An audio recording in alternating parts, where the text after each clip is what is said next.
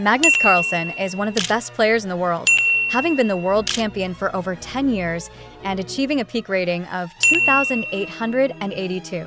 Magnus has dominated the competition, but what were the most important games in his career?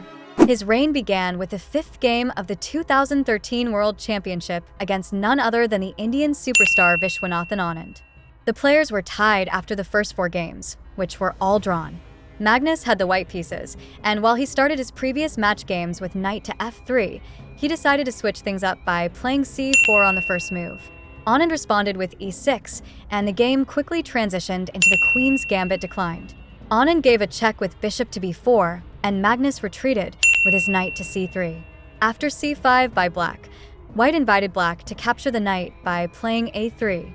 However, Anand chose to keep the bishop pair and developed his knights, while Magnus played queen to d3, clearly indicating his intention to castle queenside. Following a trade of pawns, Anand jumped into g4 with his knight, aiming to exchange white's dark-squared bishop. Magnus soon castled, and Anand made an inaccuracy by retreating his bishop to c7. This allowed Magnus to trade knights and later queens, entering an endgame where black had the bishop pair, but white enjoyed a significant space advantage and more active pieces. The players began maneuvering their pieces to more active squares. Magnus played c5, hoping to drive away black's bishop and place his knight on the strong outpost at d6. Anand counterattacked with f5, leading to further exchanges. Before capturing the pawn on e4, Magnus played a brilliant intermediate move, b7, forcing black to keep his pawns separated, making them easier targets. Although the material was temporarily equal, white's rooks were much more active, and black's pawns became increasingly vulnerable.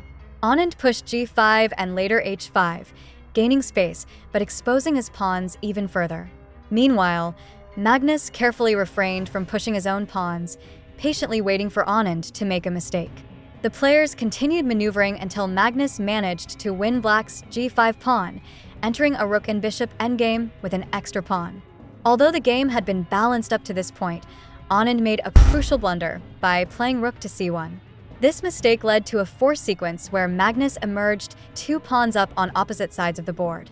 While the position might have been drawable against some players, Magnus Carlsen is renowned for converting small advantages into wins.